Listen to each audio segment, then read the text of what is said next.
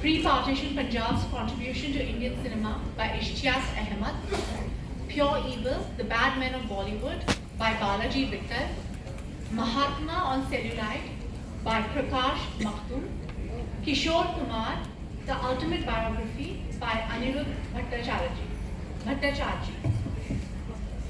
And the special mentions are Balancing the Wisdom Tree, Anthology of Women Alumni, edited by Gauri Chakraborty, and Parveen Babi, A Life by Karishma Upadhyay. Congratulations.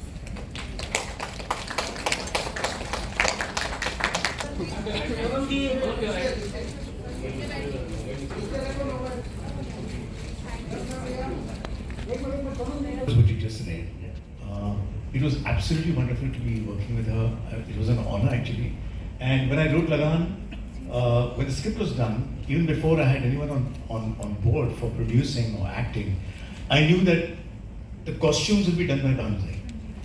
And quite simply for me, the most important thing was that here is a person who has almost dressed every heroine right through the 70s and every iconic silhouette that we see of the actresses, all are hers. You know, today if you make a 60-second trailer on the heroines of India, 70% of the outfits will be hers. Yeah, that's true. And for me, my only worry was, will she say yes to doing a film with a director who's not had two successful films in the previous ones. So I tried to play the card of me Kolhapurcha hai, tumhi pan Kolhapurcha hai. So kind of my first introduction to her was that, and that kind of melted it down for her. And I narrated the entire script to her. She loved it. And coming to your question about her research, see, sometimes you do research, you know, you're told that you have a meeting on so-and-so day, and the topic is going to be so-and-so. You go and do your research, and then you go for the meeting. I've just narrated to her the entire script. I finished, and she said she really liked it. And she said, I have a request. So what? Is it possible for you to change the year of the film? Can you push it a little ahead? And at that time, the year was 1885. And I'd chosen that year because that was the year when the Indian National Congress was formed. So I thought that it would be nice to have the birth of the INC and Bhuvan as a hero rising. So I said, okay, but why do you say that? He said, because Queen Victoria was in mourning at that time. And she came out of her mourning by the 1890 and the latter period. And that's when all the wardrobe, all of the silhouettes of the entire British landscape from black and grey became colorful. And I was absolutely blown because that came just, that's a real mark of how much knowledge she had without even thinking about it.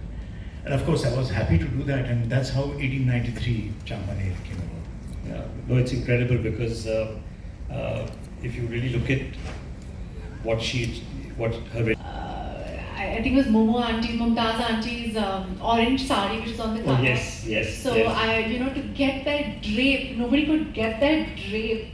So eventually, we had to stitch it on me, and I was like, how did she even dance in that sari? Brahmachari. And it's a very iconic. It's like a sari which goes with the golden border. And I was like, that construction of it cannot happen now because there were no pleats on it, and it gave her a very almost, because she had a curvaceous body, it gave her that silhouette. And what I loved about her was that she designed for the actor's body. Absolutely. So that is very, very important. It is not only about, yes, the period matters a lot, but to design, where does the hem go, where does the waistline end, where does it start? That, I think, is key. Yeah. Shruti, thanks. Shruti, you've designed in Jubilee, which is taking people back onto history of the 50s, 60s. She kept pushing barriers and boundaries with every silhouette and every character, though as much as the actor's body type plus silhouette, fabric, she never, I think she worked for the character and the film. So I just feel like now, back then they were very daring. Trust me, they're very, with the silhouettes that she introduced for that era, that time, it was quite daring. Now I think we all are like floating at the same boat. But she's spoken a lot about